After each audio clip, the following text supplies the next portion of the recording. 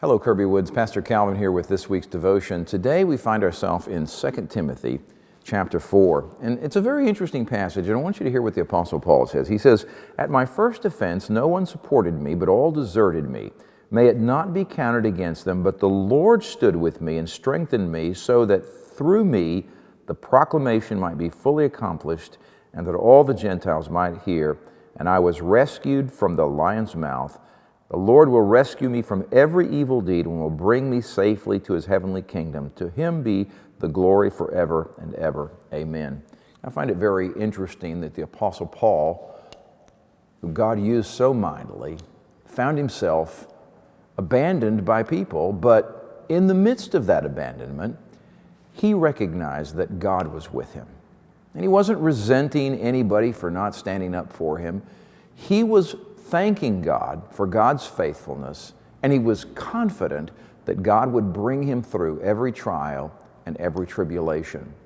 I was speaking with another pastor a couple of weeks ago, and we were talking about the Christmas season, the pandemic, and all that's been going on. And I asked the other pastor, "What are you preaching on?" And he said, "I'm preaching on loneliness."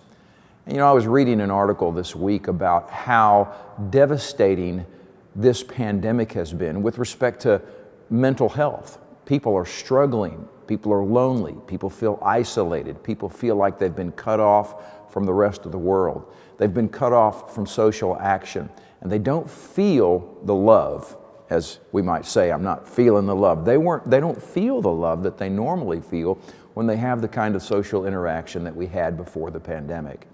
And I say all of this to encourage you that this year, I want you to think about being an encouragement to somebody else so that they don't say, everyone has abandoned me and it's only God. I mean, at the end of the day, all we really do need is God, but God created us for one another.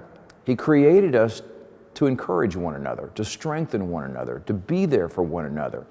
So as you are praying this week, as you are contemplating how God can use you this week, let me encourage you to think of somebody that needs a friendly phone call, somebody that needs a word of encouragement, somebody that you can reach out and be an encouragement to them on behalf of Christ.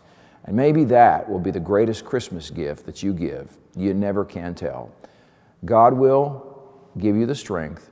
He will lead you. His Spirit will speak to you about who you should call. But let me encourage you to reach out to somebody this week and to call them. Let them know you're praying for them. Let them know that you love them. You be the instrument that God uses to encourage someone else this week. God bless you. I love you. I hope to see you this coming Sunday. Remember, Sunday night at 5 o'clock, we're having a special time of Christmas music and a small devotion on the gospel as it's set forth about Christmas. You come. We'd love to have you. It's going to be a wonderful family time. See you Sunday.